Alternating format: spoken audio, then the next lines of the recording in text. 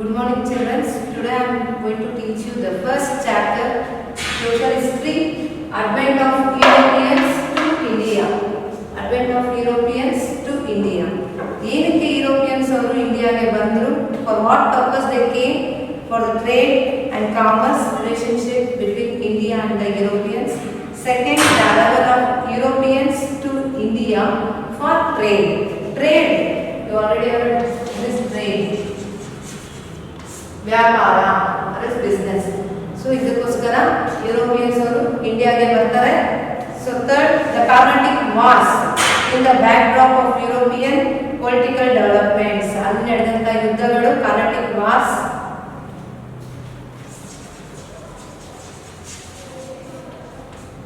Carnatic Wars. There were 3 Carnatic Wars. First, second and third. 3 Carnatic Wars ನಡೆಯುತ್ತೆ. ಯುದ್ಧಗಳು ನಡೆಯುತ್ತೆ 3 Carnatic Wars.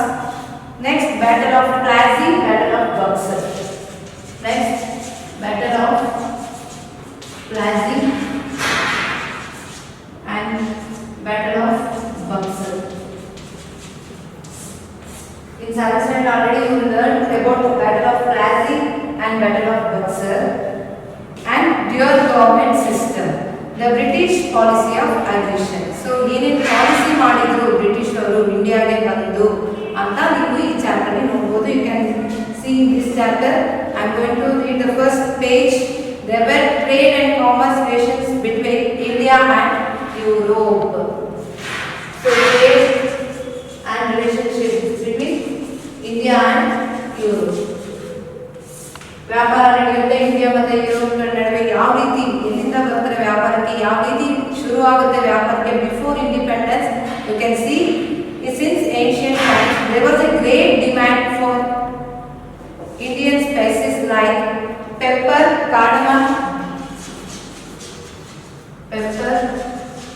cardamom, ginger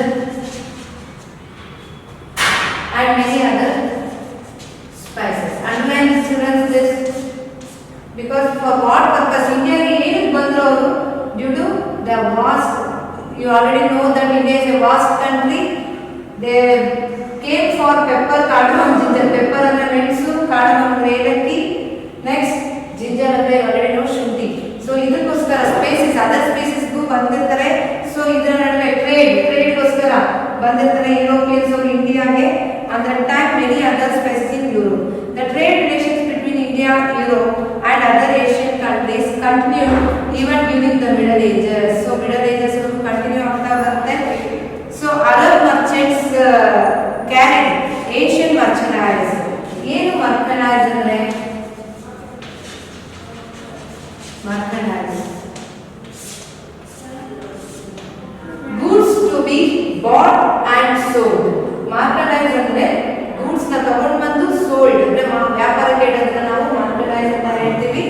so for this purpose Asian countries during middle ages also Asian marketise into Constantinople. ಈಗ ಶುರುವಾಗುತ್ತೆ first Constantinople. ಏನು Constantinople ಅಂದ್ರೆ? It's a big city. ವ್ಯಾಪಾರ ನಡೆಸುವಂತ ಒಂದು ಸ್ಥಳ ಅಂತ ಕೂಡ ಹೇಳ್ತೀವಿ. It's a big city for trade and commerce. ವ್ಯಾಪಾರ ನಡೆಸುವಂತ ಒಂದು ದೊಡ್ಡ ಸ್ಥಳ, ಇದೊಂದು ಸಿಟಿ ಆಗಿರುತ್ತೆ. ಇಲ್ಲಿ ವ್ಯಾಪಾರ ನಡೆಯುತ್ತೆ Asian merchandise and between the Italian merchants ನಡುವೆ ಇಲ್ಲಿ ವ್ಯಾಪಾರ ನಡೆಯುತ್ತೆ. While other merchants had gained monopoly.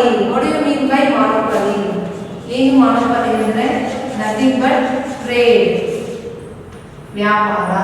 Aras trade in a commodity or service, ಅಥವಾ ಒಂದು ಕಂಟ್ರೋಲ್ ಮಾಡೋದು ಅಂತ ಕೂಡ ನಾವು ಹೇಳ್ಬೋದು. ಮಾನೋಪಲಿ ಅಂದ್ರೆ ಕಂಟ್ರೋಲ್ ಆಫ್ ಸಪ್ಲೈ. ಎಷ್ಟು ಸಪ್ಲೈ ಮಾಡಬೇಕು, ಎಷ್ಟು ವ್ಯಾಪಾರ ಮಾಡಬೇಕು ಅನ್ನೋದು ಕಂಟ್ರೋಲ್ ಮಾಡೋದನ್ನ ನಾವು ಮಾನೋಪಲಿ ಅಂತ ಕೂಡ ಹೇಳ್ತೀವಿ. Next, the merchandise from Asia got good profits to Italian merchants. So ಇಲ್ಲಿ ನಡೆದಂತ ಒಂದು ವ್ಯಾಪಾರದಲ್ಲಿ ಒಂದು ಒಳ್ಳೆ ಪ್ರಾಫಿಟ್ ಬರುತ್ತೆ. ಯಾಕೆ? ಇಟಾಲಿಯನ್ ಮರ್ಚೆಂಟ್ಸ್ ಅವರಿಗೆ ವ್ಯಾಪಾರ ನಡೆಯುವಂತಹ ಒಂದು ಜಾಗದಲ್ಲಿ ಒಂದು ಗುಡ್ ಪ್ರಾಫಿಟ್, ಒಳ್ಳೆ ಲಾಭ ಕೂಡ ಬರುತ್ತೆ ಇದರಲ್ಲಿ. Next, the fall of Constantinople. ಏನಕ್ಕೆ ಫಾಲ್ ಆಯಿತು? How did it fall? ಏನಕ್ಕೆ ಫಾಲ್ ಆಯಿತು? ಅದು ಯಾರು ಬಂದ್ರು, ಏನು ಮಾಡಿದ್ರು ಅಂತ ನೆಕ್ಸ್ಟ್ ನೋಡ್ತೀರಾ. The trade and commerce between Asia and Europe was taking place through the city of Constantinople. I already told you there is a trade between Asia and Europe in Constantinople city. In 1453, underline that, in 1453, Ottoman Turks.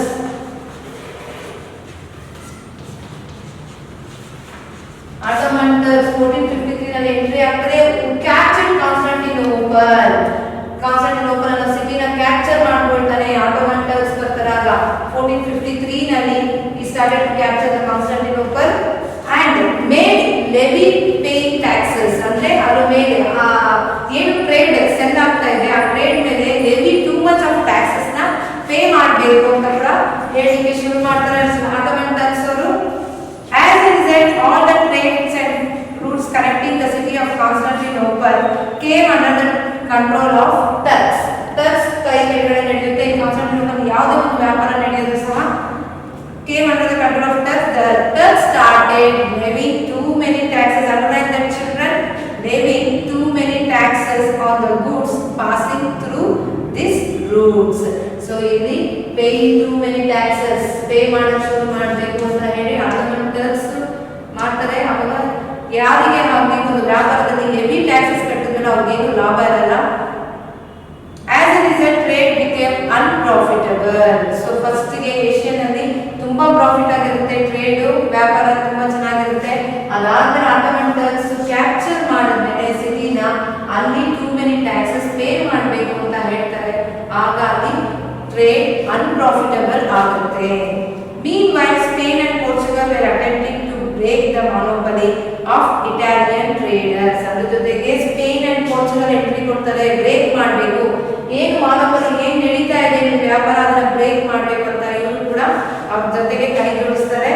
They started encouraging enterprising sailors to find a new sea route to India. ಅದರ ಜೊತೆಗೆ ಒಂದು sea route ಕಂಡುಹಿಡಿಯಿರಿ ಅಂತ ಕೂಡ Spain Portugal ಎಲ್ಲರೂ ಶುರು ಮಾಡ್ತಾರೆ.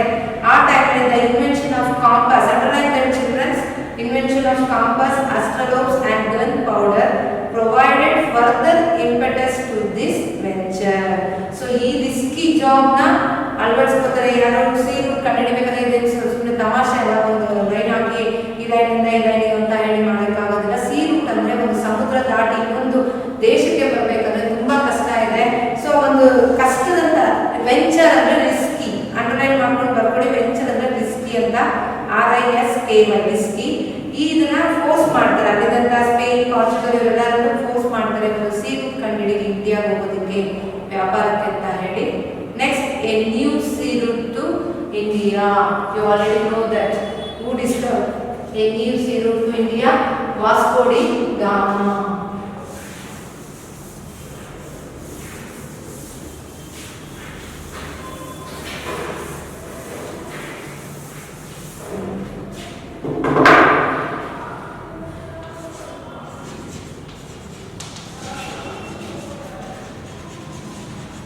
Vasco da Gama discovered a new sea route to India in 1498. In 1498, ಯಾವ ರೀತಿ ಬಂದ್ರು? Vasco da Gama, a Portuguese sailor. Note down, he was Portuguese sailor. He was from Portuguese sailor. Portuguese ಇಂದ ಬಂದಿರ್ತಾರೆ Vasco da Gama. He invented a new sea route to India. ಇಂಡಿಯಾಗೆ ಯಾವ ರೀತಿ ಬರಬೇಕಂತ ಹೇಳಿ ಶುರು ಮಾಡಿದ್ರೆ 1498 ನಲ್ಲಿ left Lisbon and reached Capado near Calicut. Underline the children. Left Lisbon and reached Capado near Calicut on the east coast of India in 1498. Thus, he was successful in discovering a new sea route to India. This route continued to be route of trade between India and Europe. ಇದಾದ ಮೇಲೆ Constantinople city ಆಗುತ್ತೆ. ಅದಾದ್ಮೇಲೆ Vasco da Gama new sea route ಕಂಡುಹಿಡಿದರೆ ಇಲ್ಲಿ ಈ new sea root ಇಂದ ಬಂದಂತ ಮೇಲೆ ಅಲ್ಲಿ ವ್ಯಾಪಾರ ಶುರುವಾಗುತ್ತೆ ಇಂಡಿಯಾ ಅಂಡ್ ಯುರೋಪ್ ನಡುವೆ. For many years, the Portuguese were the first to re-establish trade between India and Europe. First ಬರೋದೇ ಪೋರ್ಚುಗೀಸ್ ಅವರು ಇಂಡಿಯಾಗೆ, ಫಸ್ಟ್ ಬರೋದು ಇಂಡಿಯಾಗೆ ಪೋರ್ಚುಗೀಸ್ ಅವರೇ, ಲಾಸ್ಟ್ ವಾಪಸ್ ಹೋಗೋದು ಪೋರ್ಚುಗೀಸ್ ಅವರೇ. Underline this, Portuguese first. Portuguese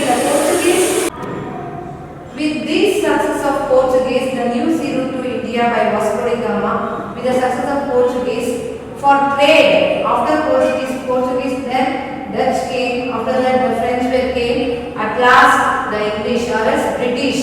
British or ನಾವು ಹೇಳ್ಬೋದು. First ಗೆ Portuguese ಬರ್ತಾರೆ, second the Dutch arrive ಆಗ್ತಾರೆ, third the French and the last British or English ಅವರು ಬರ್ತಾರೆ.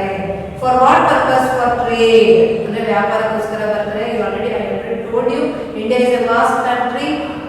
ನಾನು ಹೇಳಿದ್ದೀನಿ ನಿಮ್ಗೆ ಆಲ್ರೆಡಿ. ಅಲ್ಲಿನ ಸ್ಪೀಸೀಸ್ ಸಿಗ್ತಿತ್ತು, cardamom, ginger and cardamom, ginger for that purpose and pepper and other species. For that purpose they are coming one by one. With the success of Portuguese they entered one by one Dutch, French and English. First I am going to teach you the Portuguese. I already told you the first arrival to the India is Portuguese and the last also the Portuguese. The first to arrive in India for trade and were also to the last to leave India by the sea route. After Vasco da Gama, Francisco de Almeida arrived in India as the viceroy of the Portuguese. Vasco da Gama enter ಆದ ನಂತರ ಇಲ್ಲಿ Portuguese ನಲ್ಲಿ again Francisco de Almeida ಬರ್ತಾರೆ. Francisco de Almeida entry ಆಗ್ತಾರೆ as a viceroy ಆಗಿ entry ಕೊಡ್ತಾರೆ ಪೋರ್ಚುಗೀಸ್ಗೆ. He became a viceroy and he implemented blue water policy. Underline that children, it is very important. They may ask you for 1 mark question, who implemented blue water policy? Francisco de Almeida introduced the water policy in order to establish supremacy. Why he introduced that blue water policy? In order to establish supremacy over the sea. To establish supremacy over the sea, he introduced blue water policy. Alfonso de Albuquerque, who came after Almeida, is considered as the real founder of Portuguese. First Vasco da Gama, then Francisco Almeida. He implemented blue water policy because to establish the sea, to establish the supremacy over the sea, he established the implemented the blue water policy. After that, Alfonso Albuquerque came. He was a real founder of Portuguese. He was a real founder of Portuguese. Underline that children. Alfonso de Albuquerque, he was a real founder of Portuguese. He waged a battle against the Sultan of Bijapur in 1510. Alfonso de Albuquerque ಬಂದ ನಂತರ 1510 ನಲ್ಲಿ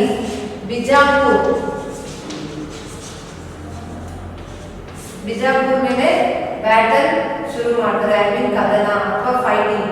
ಯಾರು? Alfonso D ಆಲ್ಬುಕರ್ಕ್ಯು. 1510 ನಲ್ಲಿ ಬಿಜಾಪುರ್ ಮೇಲೆ ಒಂದು battle ಶುರು ಆಗುತ್ತೆ. ಈ waged a battle against the Sultan of Bijapur in 1510 and won Goa. So Bijapur ಮೇಲೆ ದಾಳಿ ನಡೆಸಿ Alfonso D ಆಲ್ಬುಕರ್ಕ್ಯು Bijapur Sultan of Bijapur ಮೇಲೆ ದಾಳಿ ನಡೆಸಿ ಅಲ್ಲಿ ಗೋವಾನ ಕ್ಯಾಪ್ಚರ್ ಮಾಡ್ಕೊಳ್ತಾರೆ. ಯಾರು? Alfonso D ಆಲ್ಬುಕರ್ಕ್ಯು. ಈ ಗೋವಾನೇ ಇದಕ್ಕೆ ಕ್ಯಾಪಿಟಲ್ ಆಗುತ್ತೆ. ಪೋರ್ಚುಗೀಸ್ ಕ್ಯಾಪಿಟಲ್ ಬಂದು Goa. Understood? The Portuguese had absolute monopoly over trade with India for almost a century, but their power declined with the arrival of English and French. So ಇವರ ಒಂದು ಆಡಳಿತ ಚೆನ್ನಾಗೇ ಇರುತ್ತೆ up to ಬಿಜಾಪುರವರು Goa capture ಮಾಡ್ಕೊಳ್ಳೋವರೆಗೂ. ಅದಾದ ನಂತರ ಈ French and English ಅವರ ಆಗಮನ ಶುರುವಾಗುತ್ತೆ ಅಗೇನ್ಸ್ಟ್ ದ ಡಚ್. ಅದ ಬರ್ತಾ ಇದ್ದಂಗೆ ಇವರ ಒಂದು ಆಡಳಿತ ಮುಕ್ತಾಯ ಆಗುತ್ತೆ. ಪೋರ್ಚುಗೀಸ್ ಅವರ ಆಡಳಿತ ಮುಕ್ತಾಯ ಆಗುತ್ತೆ. Next we can see about the Dutch, how they came. Dutch are from Holland or Netherlands. Underline children, Dutch. ಈ ಡಚ್ ಅವರು ಎಲ್ಲಿಂದ ಬರ್ತಾರೆ? ಹಾಲೆಂಡ್ ಅಥವಾ ನೆದರ್ಲ್ಯಾಂಡ್ಸ್ ಇಂದ ಬಂದಿದ್ದಾರೆ. They established United East India Company in 1602. Underline that, it is very important. East India Company establish ಮಾಡಿದ ಯಾರು? First ಗೆ ಡಚ್ ಅವರು. ಇವರು ಬಂದಿದ್ದು ನೆದರ್ಲ್ಯಾಂಡ್ಸ್ ಅಥವಾ ಹಾಲೆಂಡ್ ಇಂದ ಬಂದಿರ್ತಾರೆ. ಈಸ್ಟ್ ಇಂಡಿಯಾ ಕಂಪನಿ ಅನ್ನೋ ಒಂದು ಕಂಪನಿ ಶುರು ಮಾಡ್ತಾರೆ 1602 ನಲ್ಲಿ with the aim of doing business with eastern countries and came to countries like India, Java, Sumatra, Indonesia. Like this, ಇವರ ಏಮ್ ಏನಿತ್ತು? ಬಿಸ್ನೆಸ್ ಮಾಡಬೇಕು ಅನ್ನೋ ಒಂದು ಉದ್ದೇಶದಿಂದ ಬಂದಿರ್ತಾರೆ. 1602 ನಲ್ಲಿ ಒಂದು ಈಸ್ಟ್ ಇಂಡಿಯಾ ಕಂಪನಿನ ಶುರು ಮಾಡ್ತಾರೆ. ಡ್ಯೂ ಟು ಫಾರ್ ಬಿಸ್ನೆಸ್ಗೋಸ್ಕರ ಶುರು ಮಾಡಿ ಅವರು ಇಂಡಿಯಾಗೆ ಜಾವಾ, ಸುಮಾತ್ರ, ಇಂಡೋನೇಷಿಯಾ ಎಲ್ಲ ದೇಶಕ್ಕೂ ಬರ್ತಾರೆ ಅವರು. They establish warehouses in Surat, Broach, Cambay, Cochin, Nagapattinam, Masulipatnam and Chinsura and other places in India. ಇಂಡಿಯಾದಲ್ಲಿ ಎಲ್ಲೆಲ್ಲಿ ವೇರ್ ಹೌಸಸ್ ಮಾಡಿದ್ದಾರೆ ಅಂಡರ್ಲೈನ್ ಮಾಡ್ಕೊಳ್ಳಿ childrens. I am reading again once again. Page number 2, Surat, Broach, Cambay, Cochin, Nagapattinam, Masulipatnam and Chinsura. With this they broke the monopoly of Portuguese in India. So Portuguese already ಹೇಳಿದ್ವಿ, ಅವರು capture ಮಾಡ್ಕೊಂಡದ್ದು Goa ಒಂದೇ by Sultan of Bijapur ಇಂದ. ಇವರು ಅದಾದ್ಮೇಲೆ ಡಚ್ ಅವ್ರು ಬರ್ತಾರೆ. ಡಚ್ ಅವ್ರ ಕಂಪನಿ ಈಸ್ಟ್ ಇಂಡಿಯಾ ಕಂಪನಿ ಶುರು ಮಾಡ್ತಾರೆ. ಹಾಗೆ ವೇರ್ ಹೌಸಸ್ ನ ಎಸ್ಟಾಬ್ಲಿಷ್ ಮಾಡ್ತಾರೆ. ಎಲ್ಲಿ? ಇಂಡಿಯಾದಲ್ಲಿ ಸೂರತ್, ಕಾಂಬಿ ಮತ್ತೆ ಚಿನ್ಸೂರ್, ಮಸೂಲಿಪಟ್ಟಣಂ, ನಾಗಪಟ್ಟಣಂ ಎಸ್ಟಾಬ್ಲಿಷ್ ಮಾಡ್ತಾರೆ. ವಿತ್ ದಿಸ್ ಎಕ್ಸ್ಟೆನ್ಷನ್ ಇವರು ಏನಾಗುತ್ತೆ, ಪೋರ್ಚುಗೀಸ್ ಅವ್ರನ್ನ ಸೋಲಿಸ್ತಾರೆ. ಡಚ್ ಅವ್ರು ಬಂದು ಇಷ್ಟೆಲ್ಲಾನು ಅಕ್ವೈರ್ ಮಾಡ್ಕೊಳ್ತಾರೆ. ಅದಾದ ಮೇಲೆ ಇಂಗ್ಲಿಷ್ ಅವ್ರಿಗೆ, ಫ್ರೆಂಚ್ ಅವ್ರಿಗೆ ಕಾಂಪಿಟೇಷನ್ ಕೊಡೋಕ್ಕೆ ಆಗೋದಿಲ್ಲ ಡಚ್ ಅವ್ರ ಕೈಲಿ. They can't compete with French and English, so they declined. Later unable to face competition from the English and the French, the Dutch limited themselves to the spice islands in Indonesia. So you Indonesia ದಲ್ಲಿ ಹುಡುಕೊಂತಾರೆ because they can't face the competition between French and English. Next English ಅವರ ಆಗಮನ ಆಗುತ್ತೆ on 31st December.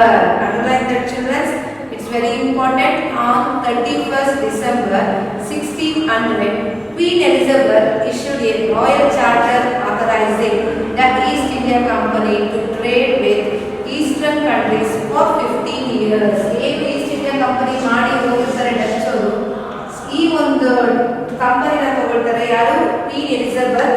ಒಂದು agreement ಕೂಡ ಹಾಕ್ತಾರೆ 15 ಇಯರ್ಸ್ಗೆ. 15 years ಒಂದು ವ್ಯಾಪಾರ ನಡೆಸಬೇಕು ನೀವು ಈಸ್ಟರ್ನ್ ಕಂಟ್ರೀಸ್ ಜೊತೆ ಫಾರ್ 15 ಇಯರ್ಸ್ ಅಂತ ಹೇಳಿ ಈಸ್ಟ್ ಇಂಡಿಯಾ ಕಂಪನಿಗೆ ಒಂದು ಅಗ್ರಿಮೆಂಟ್ ಹಾಕೊಳ್ತಾರೆ 15 ಇಯರ್ಸ್ ವರೆಗೂ. The company started the business formally in 1630. 1630 ಶುರು ಆಗುತ್ತೆ ಈ business. The Mughal emperor Jahangir issued a royal permission to English. ಆ ಟೈಮಲ್ಲಿ ಜಹಾಂಗೀರ್ ಅನ್ನೋರು ಮೊಘಲ್ ಎಂಪರರ್ ಇವರು. Underline that who is the Mughal emperor ಅಂತ ಕೂಡ ಕೇಳ್ಬೋದು ನಿಮಗೆ. ಜಹಾಂಗೀರ್ ಒಂದು ಪರ್ಮಿಷನ್ ಕೂಡ ಕೊಡ್ತಾರೆ ಯಾಕೆ ಇಂಗ್ಲಿಷ್ ಅವ್ರಿಗೆ, ಓಕೆ ನೀವು ಅಗ್ರಿಮೆಂಟ್ ಮಾಡ್ಕೊಳ್ಳಿ ಅಂತ ಹೇಳಿ ನಾವೇನು ಪರ್ಮಿಷನ್ ಕೊಡ್ತಾರೆ to establish the first warehouse. Where is the first warehouse of English? At Surat. ಒಂದು ವೇರ್ ಹೌಸ್ ಕೂಡ ಇವರು ಮಾಡ್ತಾರೆ ಸೂರತ್ ನಲ್ಲಿ. This is the first warehouse or factory. ಏನು ವೇರ್ ಹೌಸ್ ಅಂದ್ರೆ? ವೇರ್ ಹೌಸ್ ಅಂದ್ರೆ ಫ್ಯಾಕ್ಟರಿ ಅಂತ ಕೂಡ ಹೇಳ್ತಾರೆ. ಸೊ ಎಲ್ಲಿ ಶುರು ಮಾಡ್ತಾರೆ? ಸೂರತ್ ನಲ್ಲಿ. This is the first warehouse to the English in Surat. In 1617, underline that one also children. In 1617, Sir Thomas Roy arrived to the court of Jahangir as a royal ambassador from the court of James I. ಒಂದು James first ಅನ್ನೋ ಒಂದು court ಇಂದ ಬರ್ತಾರೆ ಯಾರು? Sir Thomas Roe arrive ಆಗ್ತಾರೆ court of ಜಹಾಂಗೀರ್ಗೆ. ಏನಾಗಿ? Royal ambassador, ಏನು ರಾಯಭಾರಿಯಾಗಿ ಬರ್ತಾರೆ ಕೋರ್ಟ್ಗೆ. ಈ saw permission from Jahangir to establish factories in other places of Mughal empire. So ಅವರು ಸಹ ಸರ್ ಥಾಮಸ್ ರಾಯ್ ಬರ್ತಾರೆ ಜಹಾಂಗೀರ್ ಹತ್ರ ಪರ್ಮಿಷನ್ ತಗೊಳ್ಳೋಕೆ, ನಾನು ಬೇರೆ ಕಡೆ ಫ್ಯಾಕ್ಟರಿ ಶುರು ಮಾಡ್ತೀನಿ ಇಂಡಿಯಾದಲ್ಲಿ ಅಂತ ಕೇಳಲಿಕ್ಕೆ ಬರ್ತಾರೆ sir Thomas Roe. The English establish factories at Agra, Ahmedabad and Broach. Underline that childrens. ಮತ್ತೆ ಇಂಗ್ಲಿಷ್ ಅವರು ಸೂರತ್ ಒಂದೇ ಕಡೆ ಅಲ್ಲ, ಆಗ್ರಾ, ಅಹಮದಾಬಾದ್ ಅಂಡ್ ಬ್ರೋಚ್ ಈ ಮೂರು ಪ್ಲೇಸ್ ಅಲ್ಲೂ ಸಹ ವೇರ್ ಹೌಸ್ ಅಥವಾ ಫ್ಯಾಕ್ಟರಿ ಶುರು ಮಾಡ್ಕೊಳ್ತಾರೆ. The English established factories at Agra, Ahmedabad and brooch. In 1639, the English took Madras from the king of Chandragiri and established a strong fort named St. George Fort. So 1639 ಅಲ್ಲಿ underline ಮಾಡ್ಕೊಳ್ಳಿ 1639. Underline that children. 1639 ಅಲ್ಲಿ ಏನಾಗುತ್ತೆ? English ಅವರು ಮೆಡ್ರಾಸ್ ನ ಒಂದು king of ಚಂದ್ರಗಿರಿಯಿಂದ ತಗೊಳ್ತಾರೆ. ಯಾವುದೋ ಒಂದು ಕೋಟೆ ಅಂದ್ರೆ ಫೋರ್ಟ್, FORT ಫೋರ್ಟ್ ಅಂದ್ರೆ ಕೋಟೆ. ಒಂದು ಸ್ಟ್ರಾಂಗ್ ಫೋರ್ಟ್ ನ ವಶಪಡಿಸಿಕೊಳ್ತಾರೆ. ಯಾವ ಫೋರ್ಟ್ ಹೆಸರು ಏನು? ಸೆಂಟ್ ಜಾರ್ಜ್ ಫೋರ್ಟ್ ಅಂತ ಹೇಳಿ. Later Charles II, the prince of England,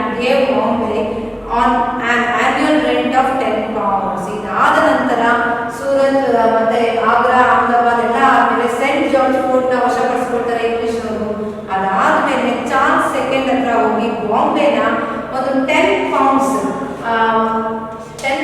ಕೊಟ್ಟು 10 ಪೌಂಡ್ಸ್ ಕೊಟ್ಟು ಈಸ್ಟ್ ಇಂಡಿಯಾ ಕಂಪನಿಗೆ 1668 ನಲ್ಲಿ ಆನ್ಯುವಲ್ ರೆಂಟ್ ಆಗಿ ವರ್ಷಕ್ಕೆ 10 ಪೌಂಡ್ಸ್ ಕೊಡ್ತೀವಿ ಅಂತ ಹೇಳಿ ಆನ್ಯುವಲ್ ರೆಂಟ್ ಆಗಿ ತಗೊಳ್ತಾರೆ 1668 ನಲ್ಲಿ. ಇನ್ 1690 the English purchased 3 villages namely Sutanauti, Kalikata and Govindapura on the banks of Hooghly river. ಅದಾದ ಮೇಲೆ ಇಂಗ್ಲಿಷ್ ಅವರು ಒಂದು 3 ವಿಲೇಜ್ ನ ಪರ್ಚೇಸ್ ಮಾಡ್ತಾರೆ. ಯಾವ್ಯಾವ ವಿಲೇಜ್ ಅಂಡರ್ಲೈನ್ ಮಾಡ್ಕೊಳ್ಳಿ. Sutanauti, Kalikata and Govindapura on the banks of Hooghly river and built Fort William. ಅಲ್ಲಿ ಒಂದು ಕೋಟೆ ಕೂಡ ಕಟ್ತಾರೆ. ಫೋರ್ಟ್ ವಿಲಿಯಂ ಕೋಟೆ ಕಟ್ಕೊಳ್ತಾರೆ. The city of Calcutta grew around this fort. ಆ ಟೈಮ್ನಲ್ಲಿ ಸುತ್ತಮುತ್ತ ಫೋರ್ಟ್ ಸುತ್ತಮುತ್ತ ಕಲ್ಕಟ್ಟ ಅನ್ನೋ ಒಂದು ಹೆಸರುವಾಸಿಯಾದಂಥ ಒಂದು ರಾಜ್ಯ ಬೆಳೀತಾ ಹೋಗುತ್ತೆ Kalkatta. By the 17th century the English had established Bombay, Madras and Calcutta as the centers of their residencies. So ಇದನ್ನ ಸೆಂಟರ್ ಆಗಿ ಇಟ್ಕೊಳ್ತಾರೆ. ವ್ಯಾಪಾರಕ್ಕೆ ಒಂದು ಸೆಂಟರ್ ಹೇಗೆ ಕಾನ್ಸ್ಟಾಂಟಿನೋಪಲ್ ಸಿಟಿ ಒಂದು ಸೆಂಟರ್ ಆಗಿ ಬಂತು ಫಸ್ಟಿಗೆ, ಅದೇ ರೀತಿ ಇಂಗ್ಲಿಷ್ ಅವರು ಬಂದು ಬಾಂಬೆನ ಮೆಡ್ರಾಸ್ ಕಲ್ಕತ್ತಾನ ಒಂದು ಸೆಂಟರ್ ಆಗಿ ಒಂದು ಸಿಟಿನ ಏರ್ಪಾಡು ಮಾಡ್ಕೊಳ್ತಾರೆ. ಅವ್ರಿಗೆ ಯಾವ ರೀತಿ ಬೇಕೋ ಆ ರೀತಿ trade ವ್ಯಾಪಾರಕ್ಕೋಸ್ಕರ. By the later part of 18th century the English made Calcutta their capital city. 18th century ನಲ್ಲಿ ಫಸ್ಟ್ ಸೂರತ್ ಇದು ಮಾಡಿರ್ತಾರೆ. ನೆಕ್ಸ್ಟ್ ಅದಾದ್ಮೇಲೆ 18th century ನಲ್ಲಿ ಕಲ್ಕತ್ತಾನ ಒಂದು ಕ್ಯಾಪಿಟಲ್ ಸಿಟಿ ಆಗಿ ಮಾಡ್ಕೊಳ್ತಾರೆ ಇಂಗ್ಲಿಷ್ ಅವರು. They implemented their own civil and criminal procedure codes in the areas that were under their control. So ಯಾವಾಗ 18th century ನಲ್ಲಿ ಕಲ್ಕತ್ತಾನ ಒಂದು ಕ್ಯಾಪಿಟಲ್ ಸಿಟಿ ಆಗಿ ಮಾಡ್ಕೊಳ್ತಾರೆ, ಆಗಿಂದ ಶುರು ಆಗುತ್ತೆ ಅವರ ಒಂದು ಆಡಳಿತ, ಅವರೊಂದು ದುರಾಲೋಚನೆ ಮಾಡಿಕೊಂಡು ಇಂಡಿಯಾನ ಯಾವ ರೀತಿ ನಾವು ಹಾಳು ಮಾಡ್ಬೋದು ಅನ್ನೋದು ಎಕ್ಸ್ಪ್ಲಾಯ್ಟ್ ಮಾಡ್ಕೊಳ್ಳೋಕೆ ಶುರು ಮಾಡ್ತಾರೆ ಬ್ರಿಟಿಷರು. Next at that time French ಅವರು ಅರೈವ್ ಆಗ್ತಾರೆ. The French next I want to teach you about the French ಯಾವ ರೀತಿ ಬಂತು. The French East India company started a government own company in 1664. ಇವ್ರದೇ ಆದಂತ ಒಂದು ಕಂಪನಿನ ಶುರು ಮಾಡ್ಕೊಳ್ತಾರೆ. ಗವರ್ಮೆಂಟ್ ಆಡಳಿತ ಕೈಗೆಳೆದ ಒಂದು ಓನ್ ಯಾವುದೇ ಆದಂತ ಒಂದು ಕಂಪನಿಯನ್ನು ಮಾಡ್ಕೊಳ್ತಾರೆ. It started it's first factory at Surat in the year 1668. ನಿಮ್ಗೆ ಆಲ್ರೆಡಿ ನಾನು ಹೇಳಿದ್ದೆ ಫಸ್ಟ್ ಸೂರತ್ನ ಇಂಗ್ಲಿಷ್ ಅವರು ವಶಪಡಿಸ್ಕೊಂಡಿರ್ತಾರೆ ಅಂತ ಹೇಳಿ. ಅದಾದ್ಮೇಲೆ ಫ್ರೆಂಚ್ ಅವರು ಬರ್ತಾರೆ 1664 ನಲ್ಲಿ ಸೂರತ್ನ ಅವರ ಒಂದು ಸೆಂಟರ್ ಆಗಿ ಅಂದ್ರೆ ಇಯರ್ 1668 ನಲ್ಲಿ ಒಂದು ಫಸ್ಟ್ ಫ್ಯಾಕ್ಟರಿ ಆಗಿ ಬೇರೆಯವ್ರ ಫ್ಯಾಕ್ಟರಿ ಆಗಿ ಶುರು ಮಾಡ್ಕೊಳ್ತಾರೆ. ಸೂರತ್ ಅನ್ನೋ ಒಂದು ಪ್ಲೇಸ್ ನ ತಗೊಳ್ತಾರೆ. Next later they establish its factories in Machilipatnam, Chandernagore, Mahe, Karaikal, Kasim Bazar, Balasore. So ಇವರು ಸಹ ಫ್ರೆಂಚ್ ಅವರು ಸೂರತ್ ಅಲ್ಲದೆ ಮಚಲಿಪಟ್ಟಣಂ ಅದರ ಜೊತೆಗೆ Mahe, Karaikal, Kasim Bazar, underline that childrens, Balasore ಇದೆಲ್ಲ ಕಡೆನೂ ಫ್ಯಾಕ್ಟರೀಸ್ ನ ಬಿಲ್ಡ್ ಮಾಡ್ತಾ ಬರ್ತಾರೆ. In 1674, the French took Wali Kandapuram from a local Muslim official and developed it as a major trade center. Underline that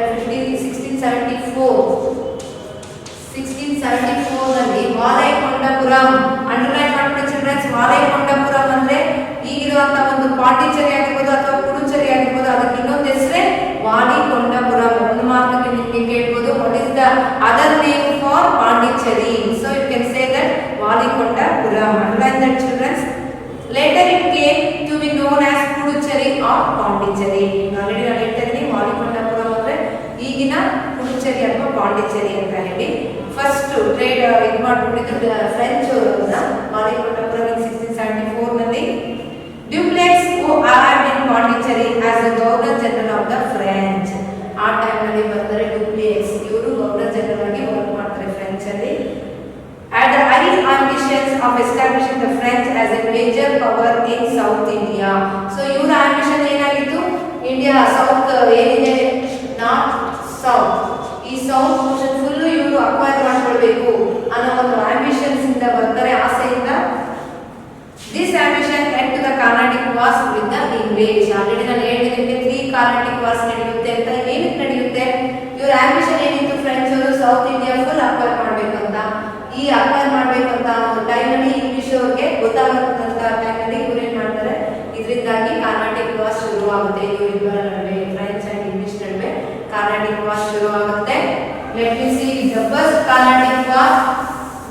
happens and how it happens.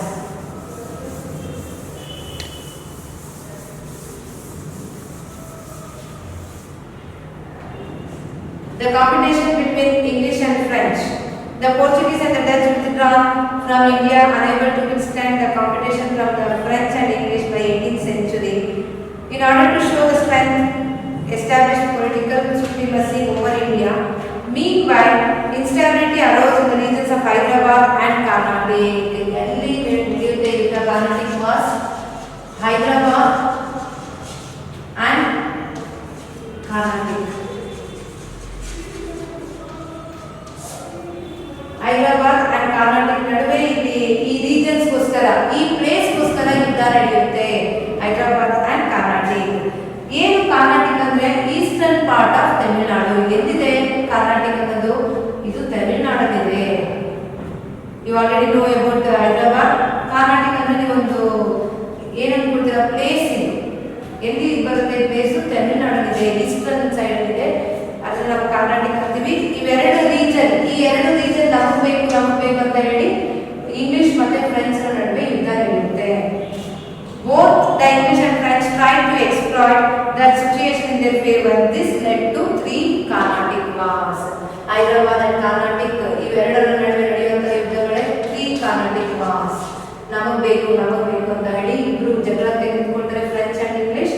So on that time the Carnatic wars were started.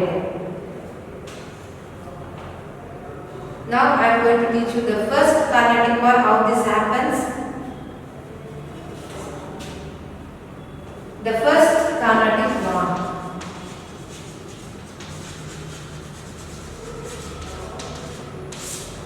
Year 1746 to 48. 1746 ಇಂದ 1748 ವರೆಗೂ ನಡೆಯುತ್ತೆ. ಏನಕ್ಕೋಸ್ಕರ ನಡೆಯುತ್ತೆ? I already told you. French ಇಂದ Dupleix entry ಆಗ್ತಾರೆ. On the request of Dupleix, Lord Bourdonnais, a French military leader from Mauritius, invaded Madras and captured it. Dupleix ಹೇಳಿರ್ತಾರೆ French ಇಂದ is from French. ನಿಮ್ಗೆ ಆಲ್ರೆಡಿ ಹೇಳಿದ್ದೀನಿ. ಫ್ರೆಂಚ್ ಇಂದ Dupleix ಕೈ ಹಿಡಿಬೇಕಂತ Lord ಬಾರ್ಡನಿಸ್.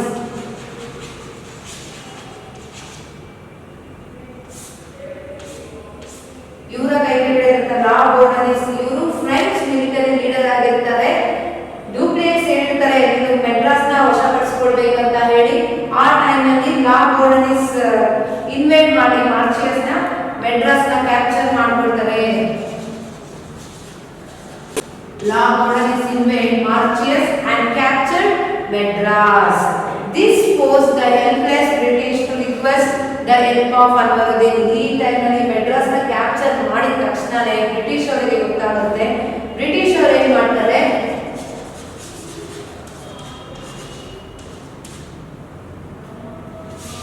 ಈ ಟೈಮ್ ಅಲ್ಲಿ ಬ್ರಿಟಿಷ್ ಅವರು ಹೆಲ್ಪ್ ಕೇಳ್ತಾರೆ. ಯಾರ ಹೆಲ್ಪ್ ಕೇಳ್ತಾರೆ? ಅನ್ವರುದ್ದೀನ್.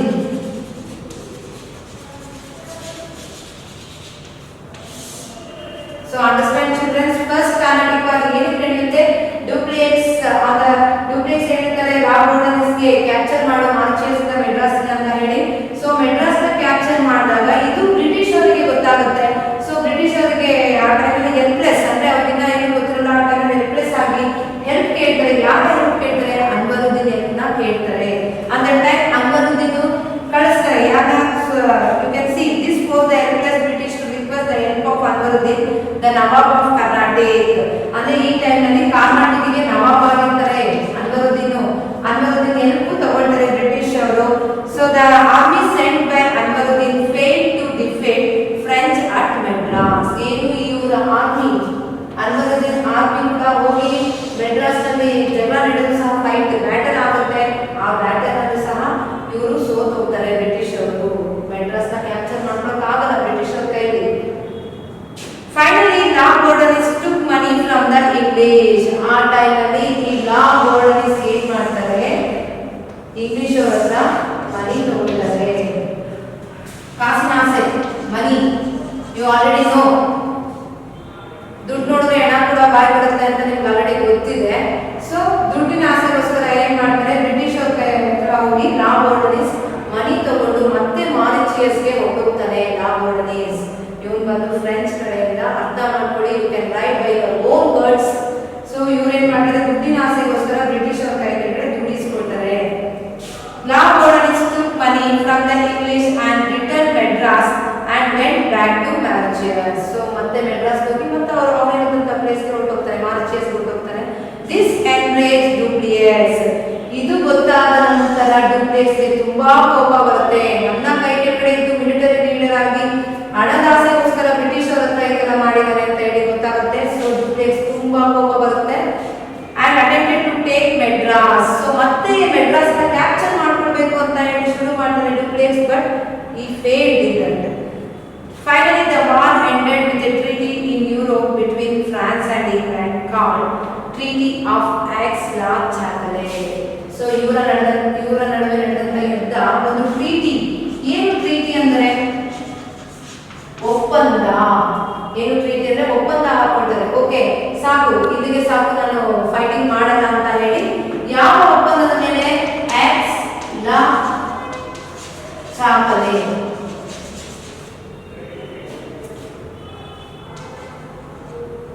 Aix-la-Chapelle ಅನ್ನೋ ಒಂದು ಟ್ರೀಟಿ ಮುಖಾಂತರ ಎಂಡ್ ಮಾಡ್ಕೊಳ್ತಾರೆ.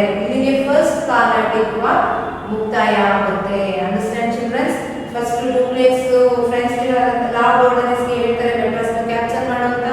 ಸೊ ಆ ಟೈಮಲ್ಲಿ ಮೆಡ್ರಾಸ್ ನ ಕ್ಯಾಪ್ಚರ್ ಮಾಡ್ಕೊಳ್ತಾರೆ. ಇದನ್ನ ತಿಳಿದಂತ ಬ್ರಿಟಿಷ್ ಅವರು ಕಾರ್ನಾಟಿಕ್ ಗೆ ನವಾಬ್ ಆಗಿರ್ತಾನೆ ಅನ್ವರುದ್ದೀನ್, ಅವನ ಹೆಲ್ಪ್ ತಗೊಳ್ತಾರೆ.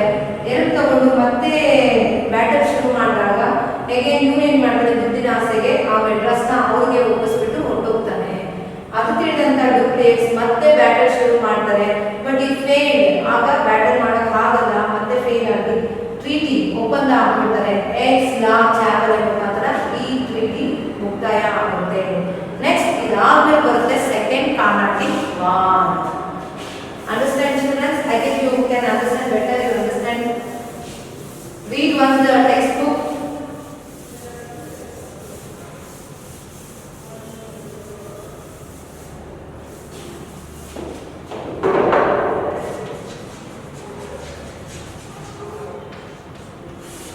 So now second Carnatic War.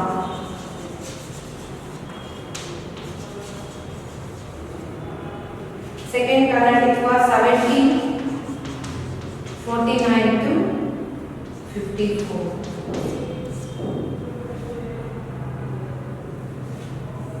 1749 to 1754. ಇದನ್ನು ತಿಳಿಯೋಕೆ ಮುಂಚೆ ಏನಕ್ಕೆ ಸೆಕೆಂಡ್ ಕಾರ್ನಾಟಿಕ್ ವಾರ್ ಆಯಿತು? Before that you can see the bracket, know this. The Nizam of Hyderabad, Asaf Jan. ಇಲ್ಲಿ ಆದಂತ ಒಬ್ಬ ನಿಜಾಮ್ ಆಫ್ ಹೈದರಾಬಾದ್ ಆಸಫ್ ಜಾನ್ ಅವರು ಸತ್ತೋಗ್ತಾರೆ. ಯಾವಾಗ? 1748 ನಲ್ಲಿ. 1748 ನಲ್ಲಿ ನಿಜಾಮ್ ಆಫ್ ಹೈದರಾಬಾದ್ ಆಸಫ್ ಜಾನ್ ಅವರು ಸತ್ತೋಗ್ತಾರೆ. ಅದಾದ ಮೇಲೆ ಅವರ ಮಗ ಇವರ Asaf John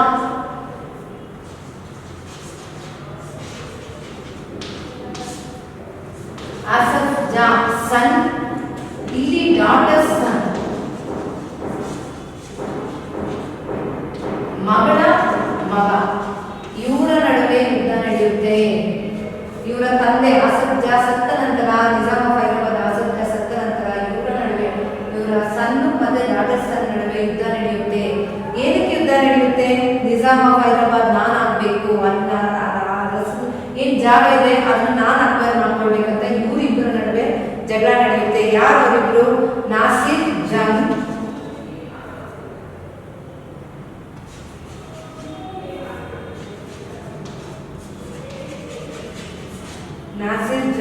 and Muzaffar Jang.